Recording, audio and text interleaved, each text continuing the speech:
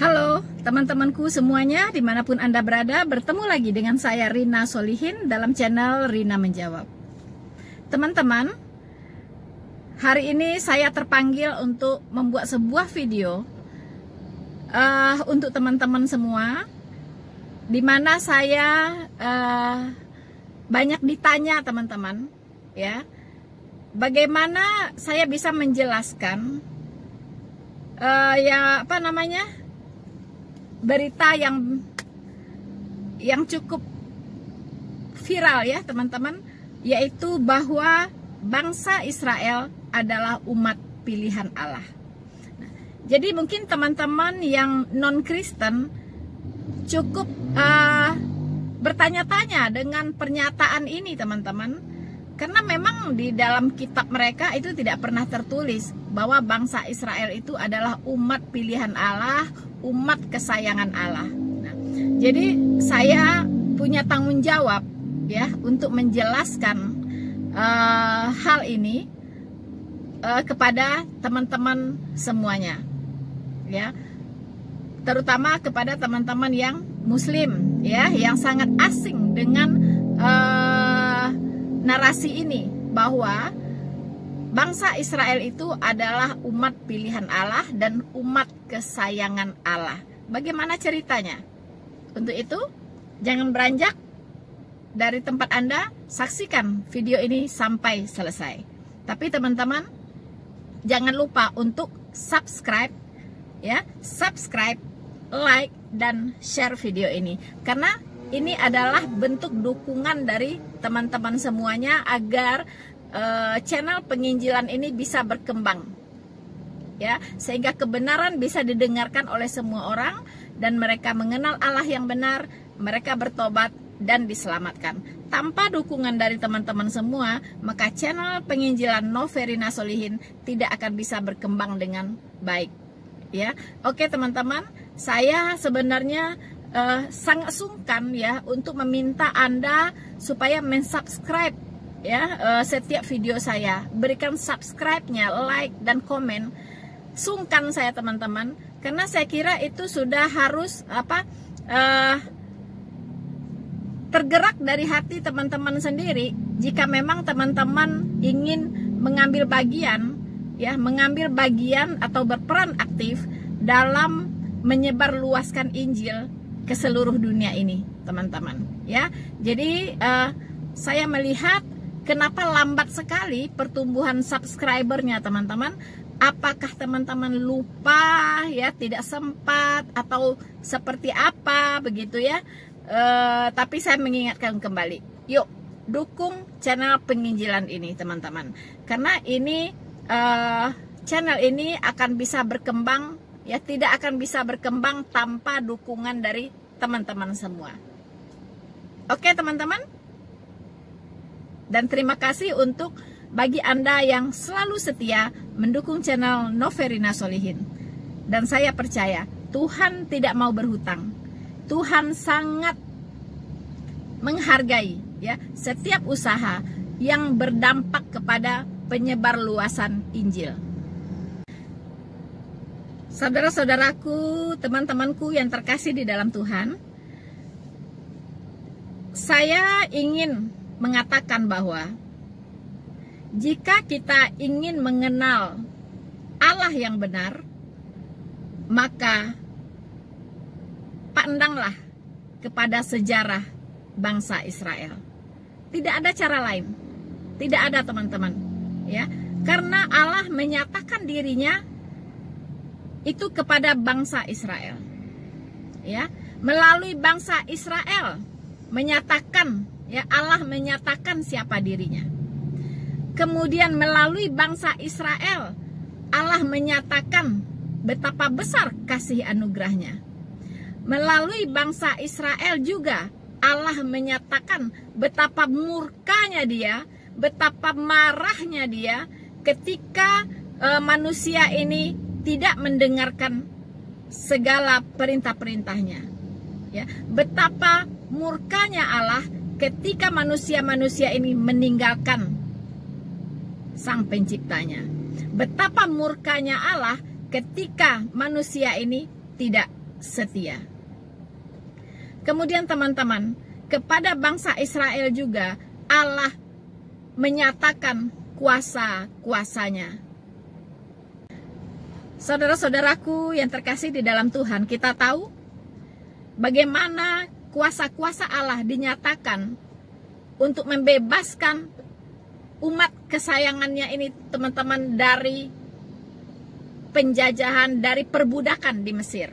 Ya, kita tahu melalui 10 tulah yang dilakukan oleh Allah terhadap bangsa Israel, dan pada tulah yang ke-10, yaitu semua anak sulung mati, saat itulah bangsa Israel lepas, bisa keluar dari perbudakan di Mesir. Bahkan luar biasanya, hati bangsa Mesir, rakyat Mesir dibuat lembut oleh Allah, sehingga apapun yang dimilikinya, perhiasannya, hartanya, uangnya mungkin diserahkan kepada bangsa Israel sebagai bekal untuk mereka pergi dari Mesir.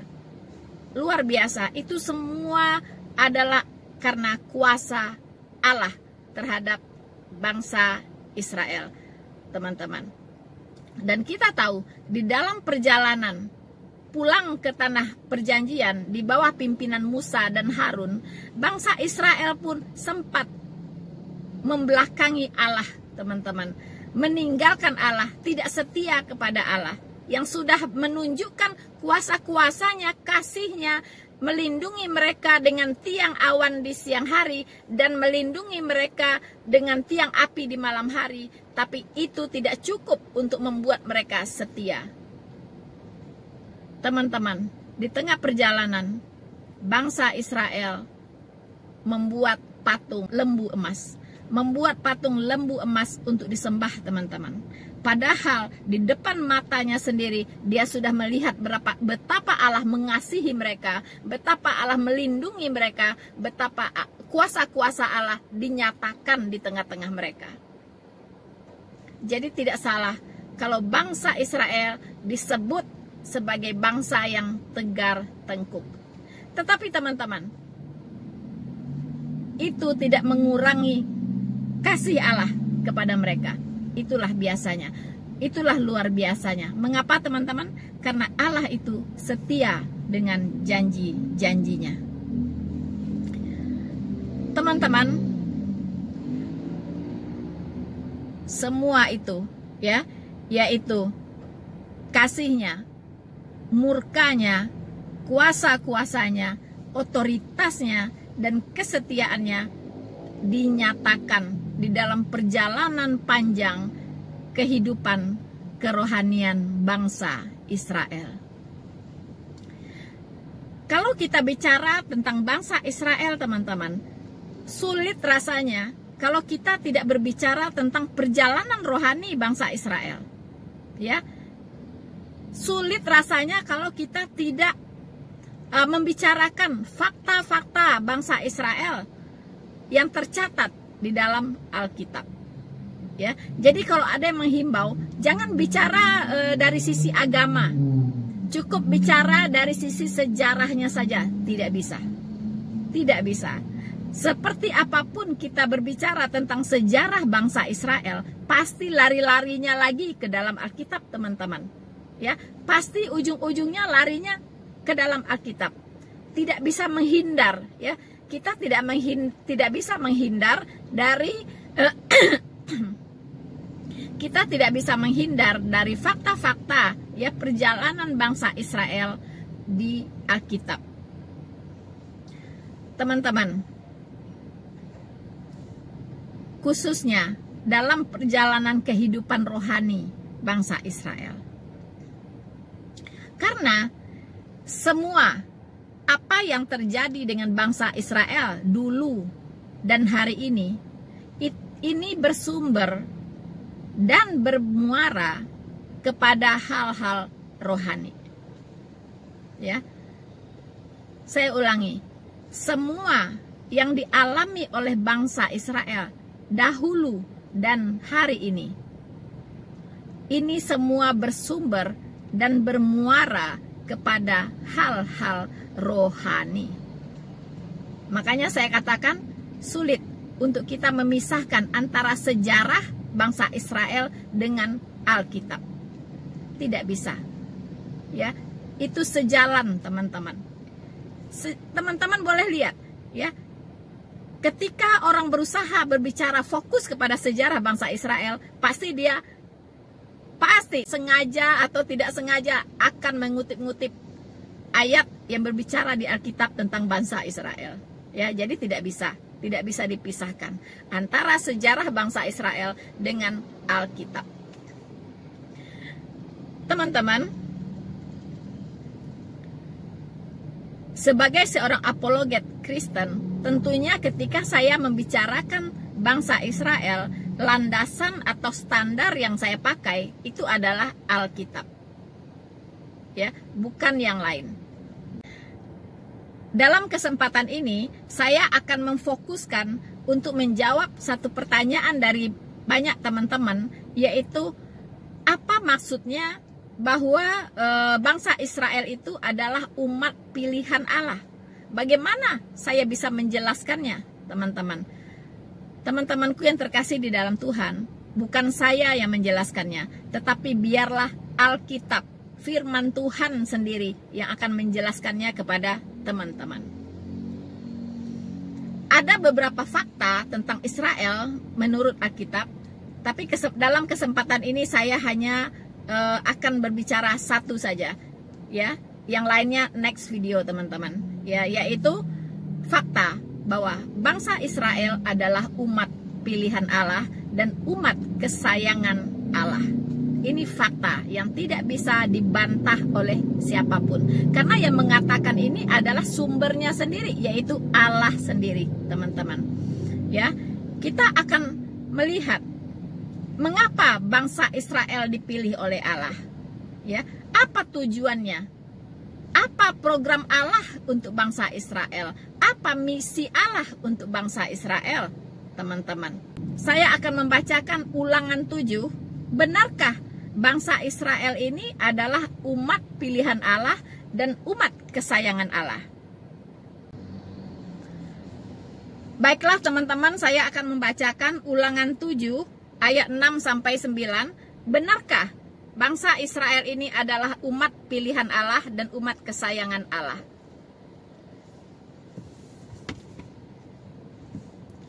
Sebab engkaulah umat yang kudus bagi Tuhan Allahmu.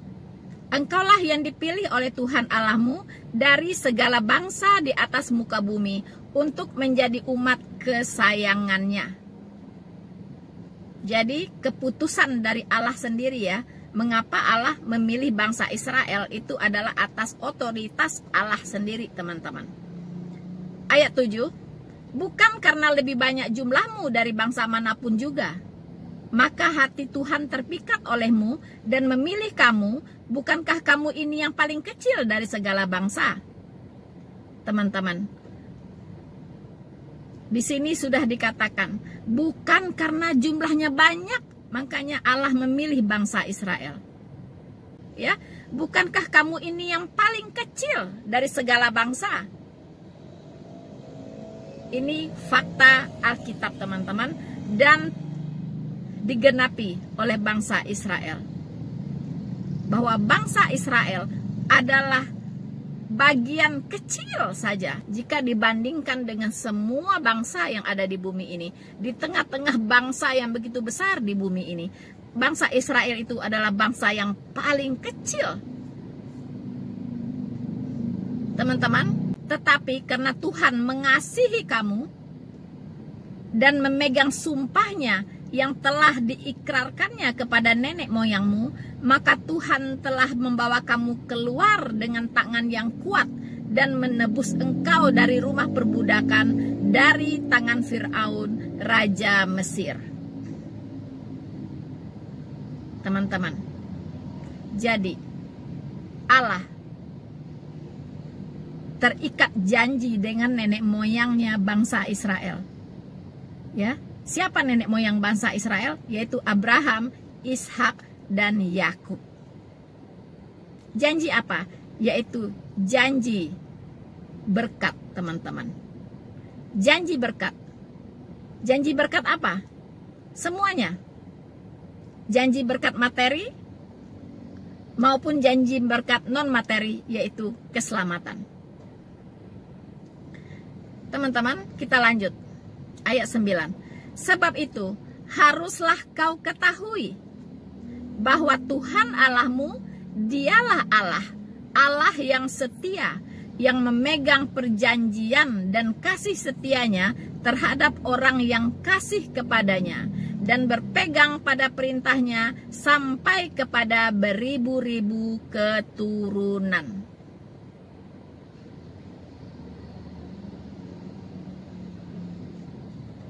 Saya tambahkan ayat 10.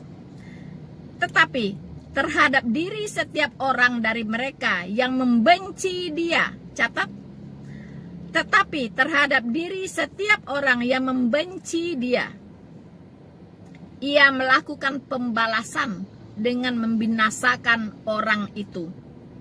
Ia tidak bertangguh terhadap orang yang membenci dia. Ia langsung mengadakan pembalasan terhadap orang itu. Teman-teman,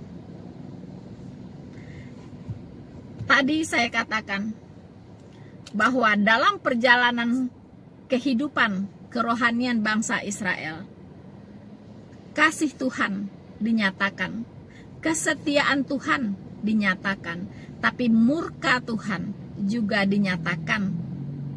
Teman-teman, berkali-kali bangsa Israel dimurkai oleh Tuhan.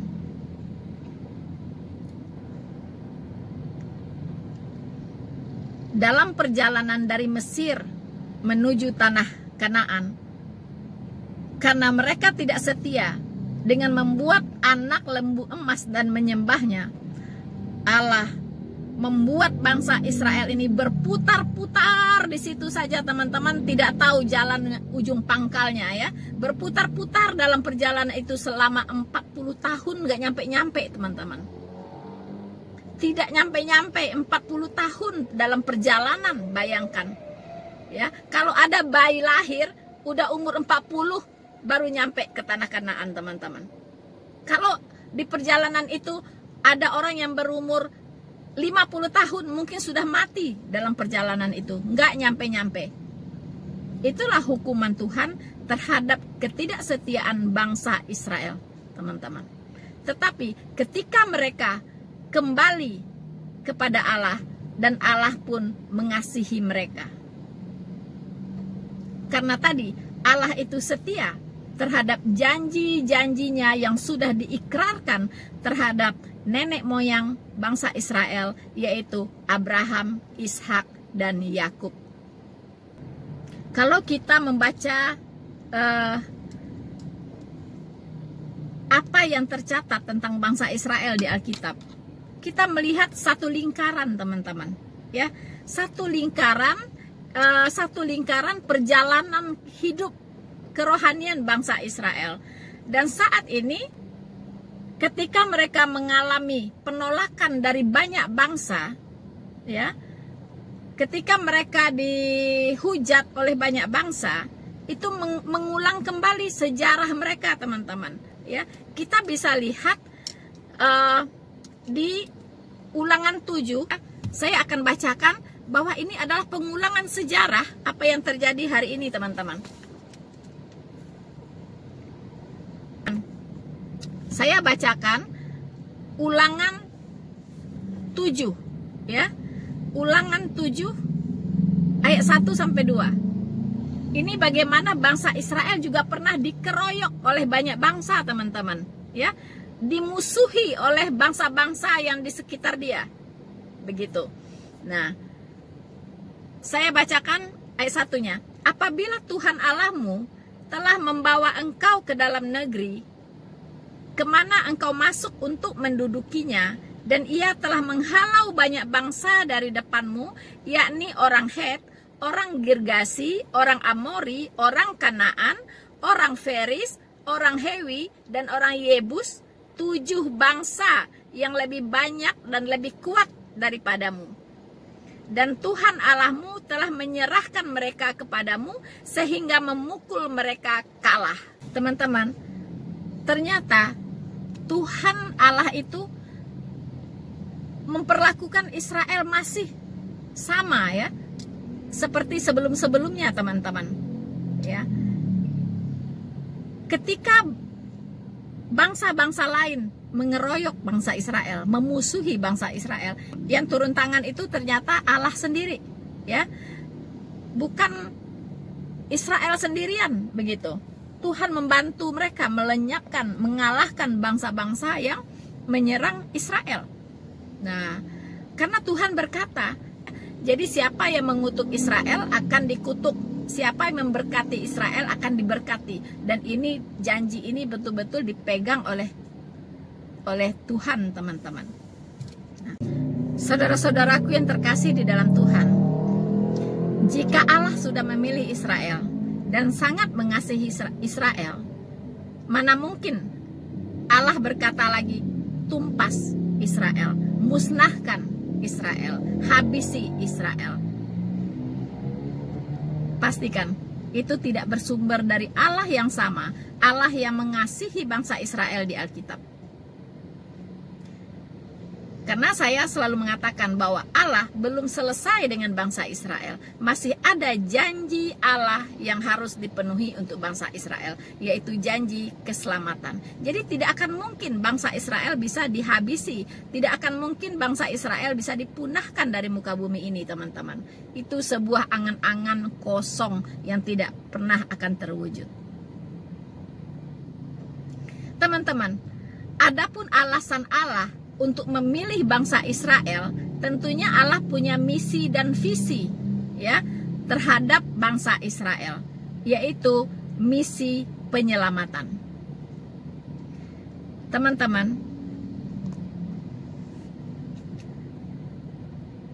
ketika Adam dan Hawa jatuh ke dalam dosa, Allah langsung menjanjikan Sang Juru Selamat untuk menyelamatkan umat manusia dari dosa-dosa mereka, untuk menyelamatkan umat manusia dari penghukuman kekal, yaitu neraka.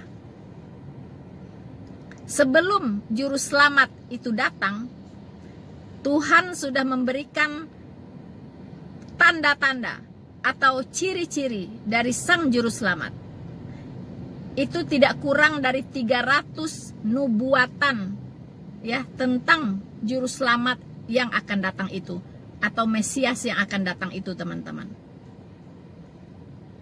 Khusus di kitab Yesaya itu syarat dengan nubuatan tentang Mesias yang akan datang. Teman-teman, sebelum Mesias itu datang, bangsa Israel ditetapkan oleh Allah untuk menjadi imam di muka bumi ini, yaitu sebagai tiang penopang dan dasar kebenaran. Artinya, jika orang ingin mengenal Allah yang benar, maka pandanglah Allahnya bangsa Israel. Ya. Sebelum Sang Mesias itu datang, teman-teman, Allah memerintahkan dulu untuk melakukan ibadah simbolik ritualistik jasmaniah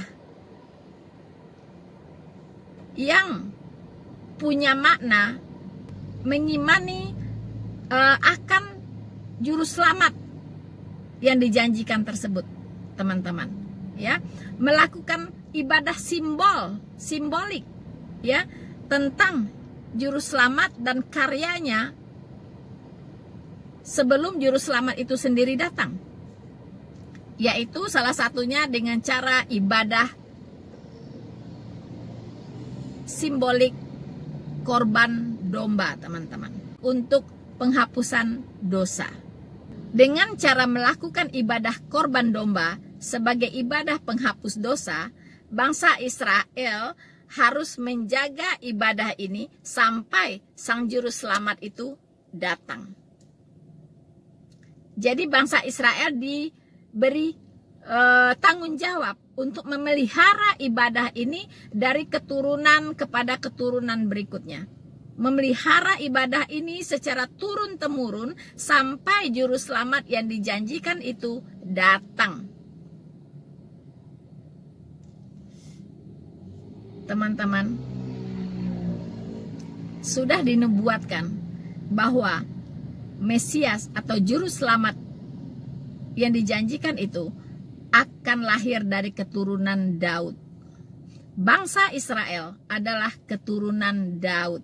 Jadi, Sang Mesias akan datang di tengah-tengah bangsa Israel, teman-teman. Bukan di tengah-tengah bangsa lain, tetapi di tengah-tengah bangsa yang sudah dipilih oleh Allah, tempat datangnya nanti juru selamat atau Mesias itu. Teman-teman, Yohanes Pembaptis membuka jalan atas kedatangan Sang Mesias. Kita bisa baca di Yohanes 1 ayat 29. Pada keesokan harinya, Yohanes melihat Yesus datang kepadanya dan ia berkata, "Lihatlah, Anak Domba Allah yang menghapus dosa dunia." Yohanes Pembaptis berseru, teman-teman, "Lihatlah, Anak Domba Allah yang menghapus dosa dunia." Artinya, bukan dosa sebagian orang, bukan dosa sekelompok orang saja, tetapi dosa seluruh dunia. Menghapus dosa seluruh dunia, menghapus dosa semua manusia. Dosanya Fir'aun, dosanya Ahmad Didat, Zakir Naik, itu semua dihapus, teman-teman.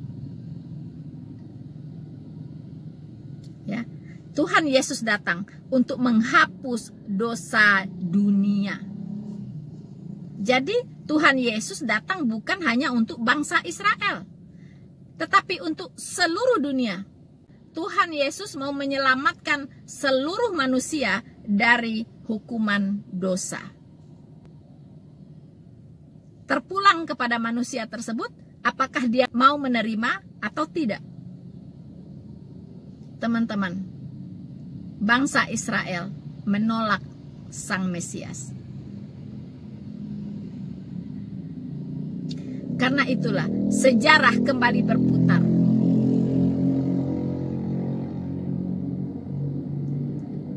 Ketika dia meninggalkan Allah, ketika dia menolak Sang Mesias, hukuman Tuhan berlangsung, teman-teman. Kembali bangsa Israel diserakkan ke seluruh bumi dan dibenci, dianiaya oleh semua bangsa, ditolak oleh semua bangsa. Mereka cukup menderita, tetapi Allah setia. Bangsa Israel kembali dipanggil pulang untuk menduduki kembali tanah yang sudah diwariskan oleh nenek moyang mereka, oleh Abraham, Ishak, dan Yakub. Dan mereka akan ditolong oleh Allah untuk kembali memiliki apa yang sudah menjadi milik mereka, apa yang sudah menjadi milik nenek moyang mereka sebelumnya, yaitu Israel. Teman-teman, bangsa Israel belum menerima Sang Mesias.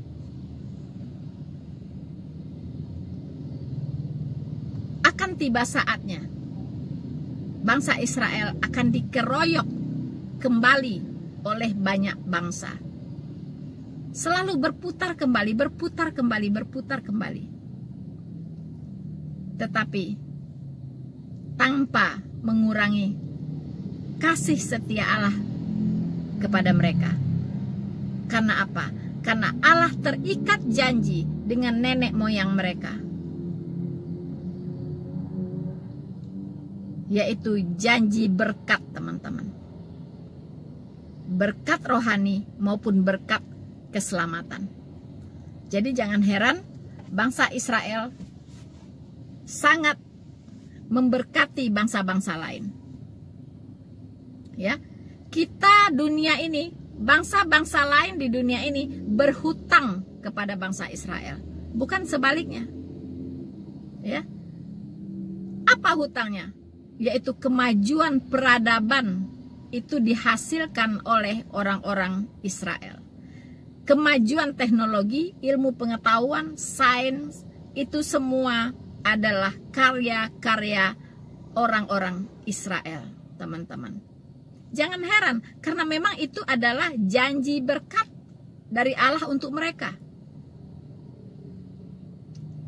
Anda lihat, ya, Israel sudah disulap menjadi negara yang green, teman-teman, yang subur, ya. Teknologi pertaniannya maju luar biasa.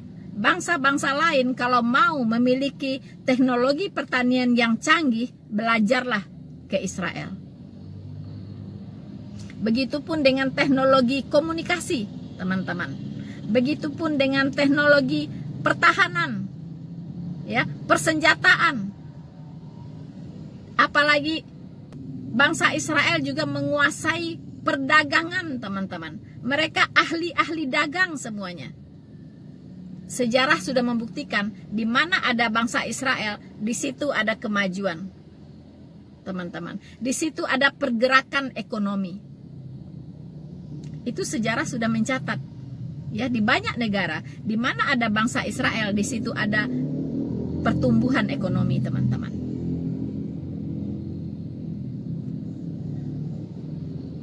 Teman-teman, jadi mengapa Allah memilih bangsa Israel? Karena ada misinya, yaitu misi penyelamatan. Ya, bangsa Israel dijadikan sebagai imam, sebagai tiang penopang dan dasar kebenaran.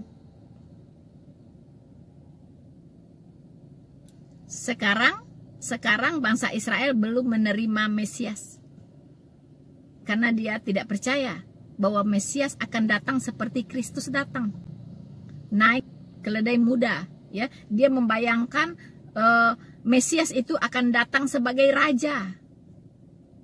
Dia tidak tahu bahwa raja yang dimaksud di situ adalah raja kerajaan sorga, bukan raja dunia ini. Dan Mesias dikatakan akan membebaskan bangsa Israel dari penjajahan. Mereka mengertinya Mesias itu akan membebaskan mereka dari penjajahan Romawi. Padahal yang dimaksud di situ adalah Mesias akan datang membebaskan bangsa Israel dari penjajahan dosa.